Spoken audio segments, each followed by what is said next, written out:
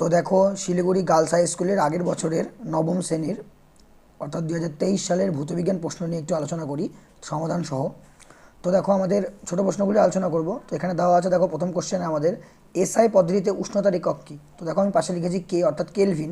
আমরা জানি সকলেই এসআই পদ্ধতিতে উষ্ণতার একক কী, কেলভিন। তো উষ্ণতা কি আমরা একটু জেনে নিই, যে কোনো একটা বস্তু কতটা গরম হবে কতটা ঠান্ডা হবে সেটার পরিমাণটাই কি উষ্ণতার উপর নির্ভর করে। অর্থাৎ কোনো বস্তুতে যখন তাপের সৃষ্টি হবে তখনই কী হবে, উষ্ণতার সৃষ্টি হবে। তাহলে উষ্ণতা মাপার দুটি একক আছে। তো এখানে বলছে উষ্ণতা মাপার এসআই একক কী, তো উষ্ণতা মাপার এসআই একক কী হবে আমাদের, কেলভিন। আর তোমাদের যদি বলতো উষ্ণতা মাপার সিজিএস একক কী, এটাও মনে রাখো, ডিগ্রি সেলসিয়াস। ঠিক আছে। তো সেকেন্ড কোশ্চেনে চলে যাই, 2 নম্বর কোশ্চেনে, আলোকবর্ষ কোন ভৌতরাশির একক। তো আলোকবর্ষ হচ্ছে দৈর্ঘ্যের একক। আলোকবর্ষ কোন ভৌতরাশির একক, আলোকবর্ষ দৈর্ঘ্যের একক। দৈর্ঘ্য হচ্ছে একটা ভৌতরাশি।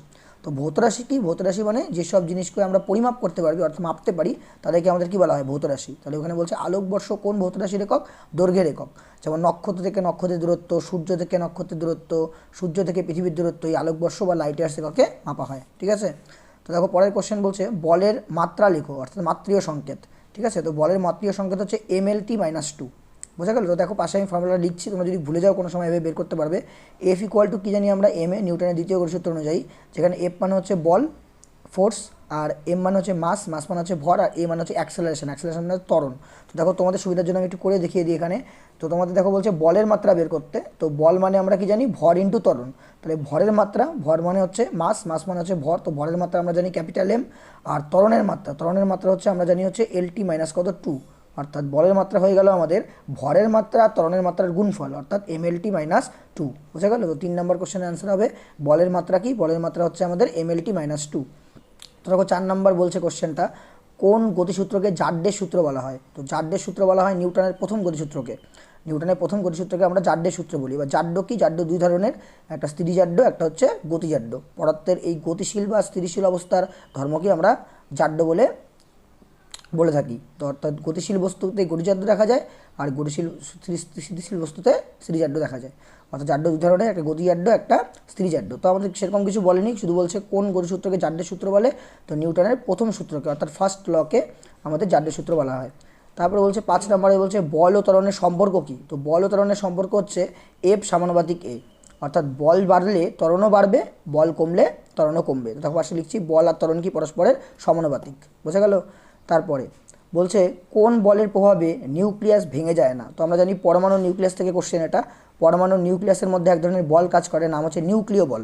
এবার পরমাণু নিউক্লিয়াসের মধ্যে অ্যাকচুয়ালি দুটি কণা থাকে, একটা হচ্ছে প্রোটন, একটা হচ্ছে নিউট্রন।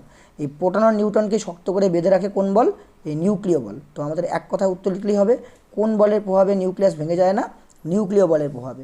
কারণ নিউক্লিয় বল নিউক্লিয়াসকে ভাঙতে দেয় না, অর্থাৎ নিউক্লিয়াসের মধ্যে দুটি কণা থাকে, নিউট্রন আর প্রোটন, সেটাকে আটকে ধরে থাকে। আচ্ছা, তারপর বলছে ফসফরাস পরমাণুর ইলেকট্রন বিন্যাস করো। তো আমাদের জানতে হবে ফসফরাসের পরমাণুর ইলেকট্রন কটা আছে। তো ফসফরাস পরমাণুর ইলেকট্রন আছে আমাদের 15টা। তো দেখো পাশে আমি লিখছি কে কক্ষপথে কটা ইলেকট্রন থাকবে, 2টা, এল কক্ষপথে কটা থাকবে 8টা, আর এম কক্ষপথে কটা থাকবে 5টা। বোঝা গেল। তারপরে দেখো আমরা 8 নম্বর কোশ্চেনে চলে আসি, পরমাণুর সবচেয়ে ভারী কণা কোনটি। তো পরমাণু 3টি কণা দিয়ে গঠিত, ইলেকট্রন, প্রোটন, নিউট্রন। সবথেকে ভারী কণার নাম হচ্ছে নিউট্রন। তো ছাত্রছাত্রী ভুল করে এটাকে নিউটন লিখে ফেলে, তো নিউটন কিন্তু বিজ্ঞানীর নাম হয়ে গেল। তো আমরা এখানে লিখবো নিউট্রন। এই কণাটা হচ্ছে পরমাণু নিস্তরিত কণাও। যদি বলে পরমাণু নিস্তরিত কণার নাম কি, তাও কি হবে, নিউট্রন। আর পরমাণু সবচেয়ে ভারী কণার নামও কি হবে, নিউট্রন। বোঝা গেল। 9 নম্বর কোশ্চেন, একটি পরমাণুর এম কক্ষপথে যদি 7টা ইলেকট্রন থাকে। তো আমরা জানি এম মানে 3 নম্বর কক্ষপথ। প্রথমে কে কক্ষপথ, তারপর এল কক্ষপথ, তারপর এম কক্ষপথ। তো বলছে এম কক্ষপথে যদি 7টা ইলেকট্রন থাকে, পারমাণবিক মানে পরমাণু ক্রমাঙ্ক কত হবে বা পারমাণবিক সংখ্যা কত হবে। আমরা জানি দুটো একই জিনিস। তো দেখো আমি লিখেছি এম কক্ষপথে কটা ইলেকট্রন আছে, 7টা। তাহলে এল কক্ষপথে কটা ইলেকট্রন থাকে আমাদের 8টা, আর কে কক্ষপথে কটা থাকে 2টা। তাহলে 2টা আর 8টা 10টা, 10টা আর 7টা কতটা বলো, 17টা। তাহলে টোটাল পারমাণবিক ক্রমাঙ্ক কত হবে আমাদের, 17। বোঝা গেল। ইলেকট্রন সংখ্যাও 17, প্রোটন সংখ্যাও 17, পারমাণবিক সংখ্যাও 17, কিন্তু এখানে বলছে পরমাণু ক্রমাঙ্ক। তো পরমাণু ক্রমাঙ্ক একই জিনিস, কত হবে আমাদের 17টা। বোঝা গেল। তারপরে 10 নম্বর একটা কোশ্চেন দিছে। তো এক্স তার পাওয়ার দিচ্ছে হচ্ছে ওপরে 235। তো এক্সের ওপরে দিচ্ছে 235 আর নিচে দিচ্ছে 92। তো আমাদের বলছে প্রোটন সংখ্যা আর হচ্ছে নিউটন সংখ্যা লিখতে। তো দেখো আমরা জানি যে একটা পরমাণুর নিচেরটাকে কি বলা হয়, প্রোটন সংখ্যা। তাহলে প্রোটন সংখ্যা কত হবে আমাদের 92। তাহলে এখানে প্রোটন সংখ্যা আমাদের কত হয়ে যাবে, প্রোটন সংখ্যা হয়ে যাবে আমাদের 92। অর্থাৎ 92টি কী আছে, এখানে প্রোটন আছে। আর ইলেকট্রন কী হবে, ইলেকট্রন দেখো আচ্ছা, ইলেকট্রনও এখানে কিন্তু 92টাই হবে, যদিও ইলেকট্রন বলেনি আমাদের। প্রোটন বলছে, তো প্রোটন কয়টা হলো? 12টা। আর বলছে নিউটন, আমরা সকলে জানি নিউটন কীভাবে বের করে। তো উপরের থেকে যদি আমি নিচেরটা বাদ দিয়ে দিই, অর্থাৎ আমি যদি 235 থেকে 92 বাদ দিয়ে দিই, তাহলে আমাদের থাকবে 143। অর্থাৎ আমাদের এখানে কতগুলো নিউটন আছে? 143টা নিউটন আছে। বোঝা গেল? তো আমাদের বলছিল একটা পরমাণু দিয়ে যে প্রোটন সংখ্যা কত, প্রোটন সংখ্যা মানে আমরা জানি নিচেরটা, তাহলে কত হবে? প্রোটন সংখ্যা মানে 92। আর নিউটন সংখ্যা মানে আমরা জানি ওপরের থেকে নিচেরটা বাদ দিতে হয়, অর্থাৎ ওপরেরটাকে বলে ভর সংখ্যা আর নিচেরটাকে বলে প্রোটন সংখ্যা। তাহলে ভর সংখ্যা থেকে প্রোটন সংখ্যা বাদ দিলেই কী পাওয়া যাবে? নিউটন সংখ্যা। অর্থাৎ 235 থেকে 92 বাদ দিয়ে দিলাম, তাহলে আমাদের কী পাওয়া গেল? 143। তাহলে এখানকার নিউটন সংখ্যা কত হবে? 143 হবে। ঠিক আছে? তো দেখো কিছু শূন্যস্থান দিয়েছে আমাদের। 1 নম্বর শূন্যস্থানটা, বস্তুর একক আয়তনে ভরকে ড্যাশ বলে। তো বস্তুর একক আয়তনে ভরকে বলা হয় ঘনত্ব। তো দেখো আমি পাশে ডেফিনেশন লিখেছি, m = dv। তো সুবিধার জন্য আমরা এটাকে এভাবে বলি, মাস = ডাল ভাত। ঠিক আছে? ছাত্রছাত্রীদের সুবিধার জন্য, যেখানে m মানে মাস, মাস মানে হচ্ছে ভর, আর ডি মানে ডেন্সিটি, ডেন্সিটি মানে ঘনত্ব, আর বি মানে ভলিউম, ভলিউম মানে হচ্ছে আয়তন। তো দেখো ডিটাকে তুমি ডান দিকে রেখে বিটা কী অবস্থায় ছিল? গুণ অবস্থায়। তাহলে বাদিকে আসলে কী অবস্থায় বসবে? ভাগ অবস্থায়। অর্থাৎ ডি ইকুয়াল টু চলে আসলো m/v। আমাদের ঘনত্বের ডেফিনেশন কি? ঘনত্বের definition D equal to m/v, অর্থাৎ ঘনত্ব সমান সমান ভর বাই আয়তন। তাই বলছে এখানে বস্তুর একক আয়তনের ভরকে আমরা কি বলবো? ঘনত্ব বলবো। বোঝা গেল? বা ডেন্সিটি বলবো। তারপর বলছে দীপন পাবল্যের এসআই একক কি? তো আমরা জানি ফার্স্ট চ্যাপ্টারের কোশ্চেন এটা, দীপন পাবল্যের এসআই একক হচ্ছে ক্যান্ডেলা। বোঝা গেল? তারপর বলছে স্মরণ কী রাশি? মানে স্মরণ হলো ড্যাশ রাশি, স্মরণ হচ্ছে ভেক্টর রাশি। কারণ যেসব রাশির মানও আছে দিক বা অভিমুখও আছে, স্মরণের মানও আছে আবার দিক বা অভিমুখও আছে। বোঝা গেল? তো স্মরণ মানে এক ধরনের দূরত্বকেই বোঝায়, আমরা জানি। তো স্মরণ হলো ড্যাশ রাশি, স্মরণ কী রাশি? আমাদের ভেক্টর রাশি। বোঝা গেল? তো 1 নিউটন, 1 নিউটন সমান সমান ড্যাশ ডাইন। তো এটা নিচু ক্লাস থেকে পড়ে আসছো, নিউটন ও ডাইনের মধ্যে সম্পর্ক।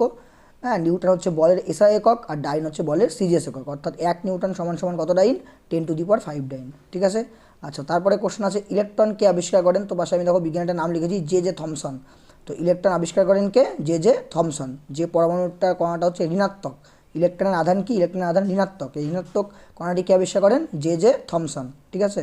তারপরে দেখো দুটো পরমাণু দিয়েছে, তো এখানে এইচ দেওয়া আছে উপরে 3, নিচে কি দেওয়া আছে? 1।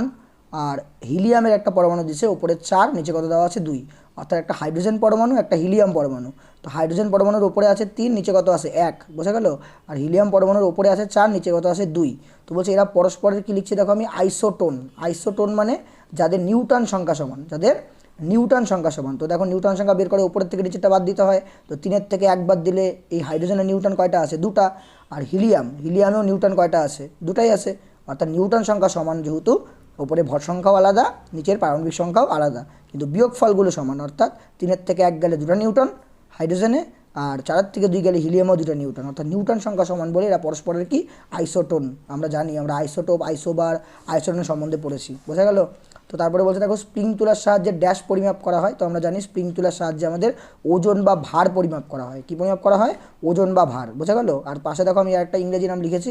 তো স্প্রিং তুলার অপর নাম হচ্ছে ডিনামোমিটার।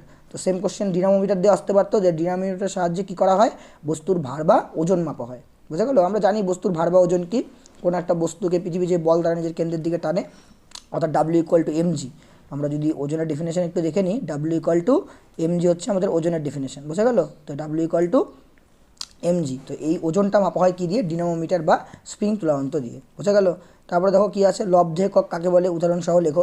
তো লব্ধ একক আমরা জানি যে অনেকগুলো মৌলিক একক নিয়ে গঠিত একককে কী বলা হয়? লব্ধ একক। বোঝা গেল?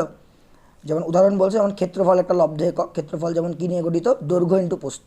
দৈর্ঘ্য একটা মৌলিক একক, প্রস্থ একটা মৌলিক একক। তো দুটা মৌলিক একক নিয়ে যে একক গঠিত সেটা কি? একটা লব্ধ একক। যেমন আয়তন, আয়তনও কি? একটা লব্ধ একক। কারণ আয়তনের ফর্মুলা কি? দৈর্ঘ্য ইন্টু প্রস্থ ইন্টু উচ্চতা। তাহলে দৈর্ঘ্য মৌলিক একক, প্রস্থ মৌলিক একক, উচ্চতা মৌলিক একক, 3টা মৌলিক একক দিয়ে গঠিত একটা লব্ধ একক হচ্ছে আমাদের আয়তন। তাহলে আমরা বলবো লব্ধ একক কাকে বলে? এক বা একাধিক বা এক বা একের বেশি মৌলিক একক নিয়ে যেসব একক গঠিত হয় তাদের কি বলা হয়? আমাদের লব্ধ একক। তো বোঝা গেল? তো এগুলো আরও ভালো করে ডেফিনেশন দেওয়া হয় ব্যাচে। তো তারপরে বলছে উদাহরণসহ ভৌত রাশির মাত্রা সংজ্ঞা লেখো। তো এটা তোমরা পাঠ্যপুস্তকের প্রথমেই পেয়ে যাবে। মাত্রা মানে বলতে কোনো একটা ভৌত রাশিকে যে সংক্ষেপে প্রকাশ করার পদ্ধতি, কোনো একটা ভৌত রাশিকে যে সংক্ষেপে প্রকাশ করার পদ্ধতি, বোঝা গেল? তো তাকে কী বলা হয়? ভৌত রাশির মাত্রা। যেমন বলের মাত্রা আমরা একটু আগে দেখলাম, কোশ্চেনে আসছিল, বলের মাত্রা হচ্ছে আমরা লিখছিলাম আমরা mLT - 2। বোঝা গেল? কোনো একটা ভৌত রাশিকে সংক্ষেপে প্রকাশ করার যে পদ্ধতি তাকে কী বলা হয়? ভৌত রাশির মাত্রা। বোঝা গেল? বা ভৌত রাশিটা যে সমস্ত মৌলিক রাশি নিয়ে গঠিত অর্থাৎ তাদের পার্টিকুলার ডিরাইভেশন করলে আমরা ঘাতে উন্নীত করলে যে পাওয়ারগুলো পাই সেটাকে কি বলা হয় আমাদের ভৌত রাশির মাত্রা। ঠিক আছে, তো দেখে নাও ভালো করে।